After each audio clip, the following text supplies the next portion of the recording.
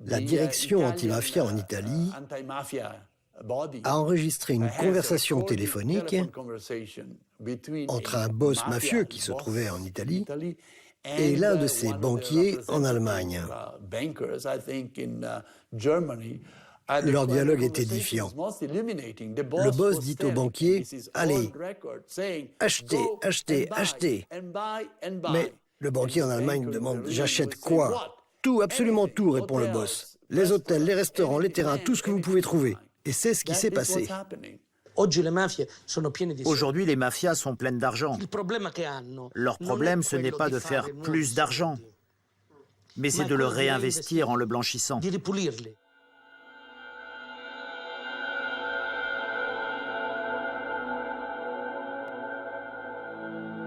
Villas et châteaux, hôtels de luxe, valeurs mobilières, comptes bancaires, l'ampleur des richesses saisies chaque année par la justice italienne donne le tournis. En 2010, plus de 9 milliards d'euros. En 2011, près de 5 milliards. Cela donne une idée de la puissance financière du crime organisé.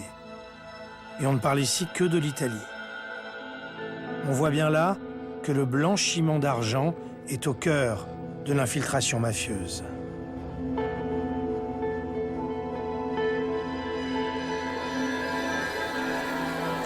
Sur la Via Veneto à Rome, le Café de Paris garde fière allure.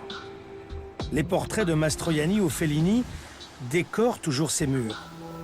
Mais aujourd'hui, c'est surtout le fantôme d'un boss de la 'ndrangheta qui hante les lieux.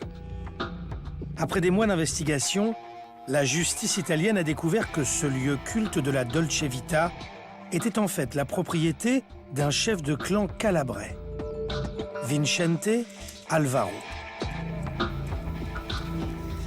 Le Café de Paris était au nom d'un coiffeur. Un coiffeur d'un village de l'Aspromonte, de Cossoletto, était devenu propriétaire de ce bar mythique du centre de Rome. Un café qui vaut des millions. Le coiffeur, bien sûr, n'était que le prête-nom de Vincente Alvaro. Pourtant, le boss mafieux était inscrit sur les registres du personnel, mais comme aide cuisinier. Alvaro avait organisé ses affaires à travers de multiples sociétés écrans, dirigées par des hommes de paille. Cela prouve comment ces mafias se sont modernisées, ainsi que les réseaux qu'elles entretiennent. Pensez-vous que des bergers à moitié analphabètes des villages de campagne de l'Aspromonte auraient pu s'acheter le Café de Paris, sans relation avec des notaires, des comptables, des directeurs de banque ou des gens liés à la politique? C'est ici, à Rome, l'autre facette de la mafia. Cette bourgeoisie mafieuse qui vit grâce à l'argent de la mafia, tout en faisant comme si cet argent était propre.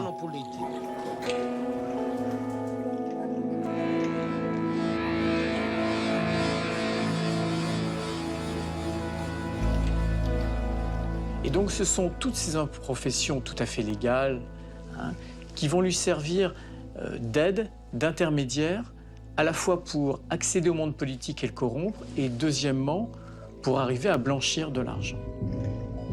Le blanchiment, un mot fourre-tout au cœur de l'économie criminelle.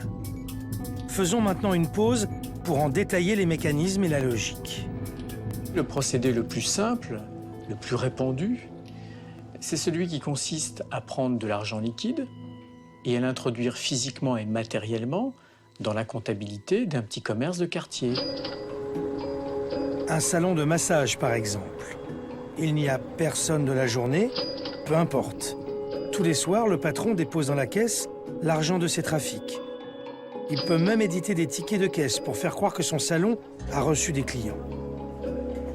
Donc le commerçant gonfle artificiellement son chiffre d'affaires, pas trop, sinon cela peut attirer l'attention.